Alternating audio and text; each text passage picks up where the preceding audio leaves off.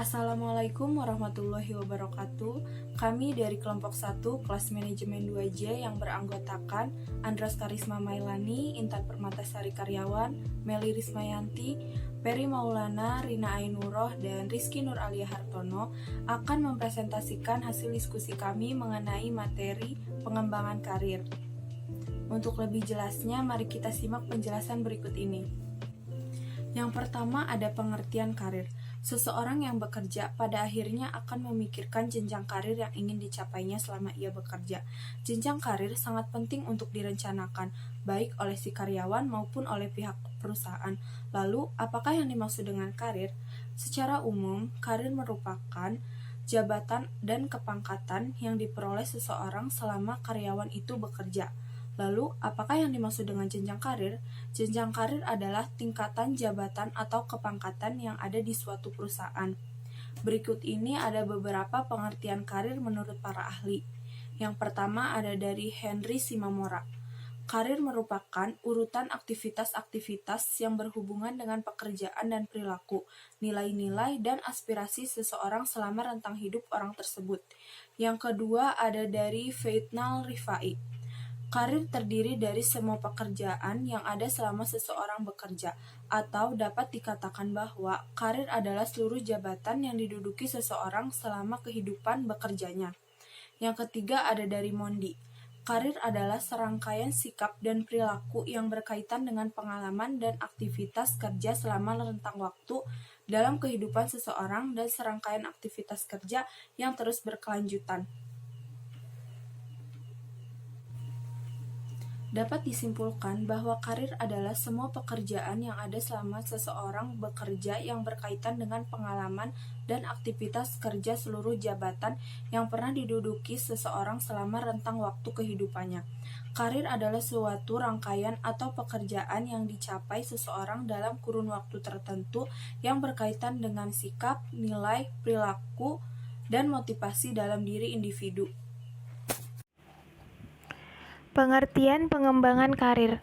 Pengembangan karir merupakan suatu proses dalam peningkatan dan penambahan kemampuan seorang karyawan yang dilakukan secara formal dan berkelanjutan untuk dapat mencapai sasaran dan tujuan karirnya. Adapun beberapa pengertian pengembangan karir menurut para ahli. Yang pertama, Andrew J. Dubrin.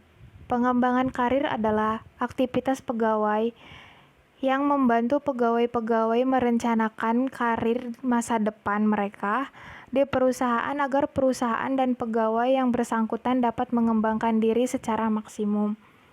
Yang kedua, Ripai dan Sagala. Pengembangan karir adalah proses peningkatan pada kemampuan kinerja seorang individu yang dicapai dalam rangka untuk dapat mencapai karir sesuai dengan yang diinginkannya. Yang ketiga, Mondi. Pengembangan karir adalah pendekatan formal yang digunakan oleh perusahaan untuk dapat memastikan bahwa orang-orang dengan kualifikasi dan pengalaman yang tepat telah tersedia ketika dibutuhkan. Selanjutnya ada tujuan pengembangan karir. Yang pertama, mengenali bakat yang terpendam. Dengan melalui pengembangan karir, maka bakat yang terpendam dapat ditimbulkan sehingga dapat dikembangkan semaksimal mungkin. Yang kedua, ada penyegaran kembali. Dengan melalui program pengembangan karir, maka karyawan akan menemukan kembali rasa kepercayaan dirinya sekaligus menyegarkan kembali semangat kerjanya. Yang ketiga, ada memperbaiki kinerja karyawan. Artinya jika semula kinerja karyawan terus menurun, maka dengan melalui pengembangan karyawan, kinerjanya dapat meningkat kembali. Yang kelima, ada meningkatkan motivasi kerja. Yang kelima, ada meningkatkan kegairahan dalam bekerja. Dengan mengikuti program pengembangan karir, diharapkan karyawan kembali bergairah dalam bekerja dan tidak loyo mengerjakan pekerjaannya. Yang selanjutnya, meningkatkan semangat kerja. Dengan mengikuti pengembangan karir, diharapkan karyawan itu memiliki semangat baru untuk bekerja. Yang ketujuh, ada kebutuhan promosi dan rotasi ataupun mutasi karyawan. Pengembangan karyawan juga bermanfaat dalam rangka ataupun rotasi mutasi karyawan ke bidang atau wilayah lain guna menambah wawasan dan pengetahuan di bidang tertentu. Yang terakhir ada meningkatkan rasa kebersamaan. Dengan mengikuti pengembangan karir karyawan, otomatis akan timbul rasa kebersamaan dan kerjasama yang baik antar karyawan yang lainnya. Selanjutnya ada manfaat program pengembangan karir bagi karyawan. Yang pertama, karyawan lebih mengenal diri sendiri. Mereka akan menemukan jati diri yang bisa saja selama ini belum ditemukan. Bahkan passion mereka juga akan bangkit dari kegiatan pengembangan karir tersebut. Yang kedua, lebih aman karena jaminan kesejahteraan. Karir yang tumbuh juga akan meningkatkan gaji tidak dapat dipungkiri. Sehingga dengan pengembangan diri menjadi lebih baik, karyawan akan mendapatkan keuntungan juga atas kerja keras mereka selama ini. Yang ketiga, relasi semakin berkembang. Karyawan yang melakukan pengembangan karir tentu akan bertemu banyak relasi dari perusahaan lain. Yang keempat, partisipasi karyawan meningkat. Ide, proyek, target, program, dan segala tujuan perusahaan yang hebat tidak akan berhasil tanpa adanya dukungan karyawan yang berkompeten pula. Yang selanjutnya, peningkatan motivasi kerja. Motivasi bekerja yang paling baik adalah motivasi yang berasal dari diri sendiri. Dengan adanya program pengembangan karir, karyawan akan memiliki tingkat rasa percaya diri yang lebih. Oke, selanjutnya ada jenis-jenis jabatan karir. Yang pertama ada manajer puncak atau top manager.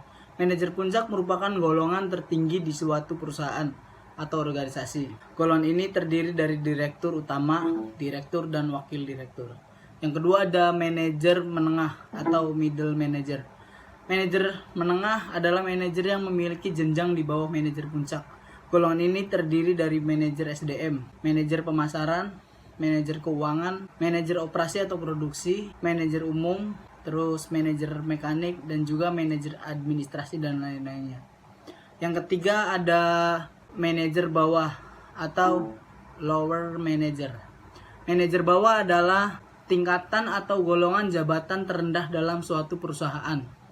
Misalnya supervisor atau mandor. Biasanya berada di bawah salah satu dari manajer menengah. Maksudnya masing-masing manajer menengah mempunyai supervisor atau mandor tersendiri. Proses pengembangan karir. Di sini ada 3 proses pengembangan karir. Jadi pada umumnya proses pengembangan karir ini tuh dimulai dengan mengevaluasi kinerja pegawai. Nah, proses ini juga lazim disebut dengan penilaian kinerja. Dari hasil penelitian kinerja, kita dapat masukan yang menggambarkan profil kemampuan pegawai baik potensi maupun kinerja aktualnya. Dari masukan ini, kita bisa mengidentifikasi berbagai metode untuk mengembangkan potensi yang bersangkutan. Faktor-faktor yang memengaruhi pengembangan karir karyawan. Yang pertama ada kinerja. Kinerja ini merupakan hasil kerja karyawan atau pegawai dalam satu periode di sebuah perusahaan. Yang kedua ini ada motivasi kerja. Merupakan dorongan atau rangsangan kepada seseorang atau karyawan atau pegawai untuk melakukan suatu kegiatan di dalam perusahaan. Kemudian ada komitmen. Komitmen ini merupakan kepatuhan seseorang karyawan atau si pegawai dalam suatu perusahaan itu terhadap tindakannya, ucapannya, peraturan dan kebijakan di dalam perusahaan. Kemudian ada kepuasan kerja. Kepuasan kerja ini maksudnya jika seseorang merasa puas atau si karyawan atau pegawai itu merasa puas terhadap apa yang telah dilakukannya, maka biasanya secara tidak langsung ini akan mempengaruhi karirnya. Kemudian di sini ada kedisiplinan. Kedisiplinan ini merupakan tindakan seseorang untuk mengikuti seluruh peraturan dan aturan yang dikeluarkan oleh perusahaan. Kemudian ada kompensasi, merupakan balas jasa perusahaan kepada karyawannya berupa keuangan ataupun non-keuangan. Kemudian ada loyalitas. Loyalitas ini kesetiaan karyawan atau si pegawai tersebut terhadap perusahaan. Kemudian pendidikan dan pelatihan. Ini merupakan kegiatan karyawan atau si pegawai untuk mengasah dan menambah pengetahuan, kemampuan, dan keterampilan.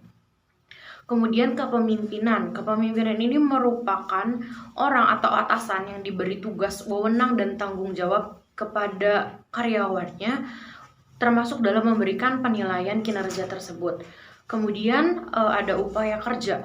Upaya kerja ini merupakan suatu usaha atau upaya seseorang melakukan atau mencapai sesuatu secara sungguh-sungguh.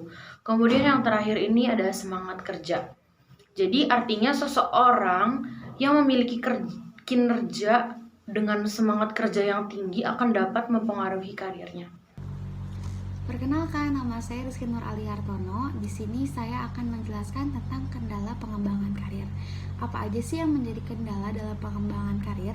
Yang pertama itu ada sikap diskriminatif, di mana sikap diskriminatif ini menjadi sebuah perbedaan dalam penilaian karena pertimbangan suatu tertentu, terutama pada perusahaan yang ikatnya itu adalah terikat dalam kekeluargaan, atau yang sahamnya itu dimiliki oleh sekelompok orang yang berlatar belakang tertentu. Selanjutnya adalah tidak objektif. Apa sih tidak objektif itu? Maksudnya dalam pelaksanaan ini sering banget atau seringkali pihak penilai itu bersikap tidak sesuai dengan aturan yang telah ditetapkan.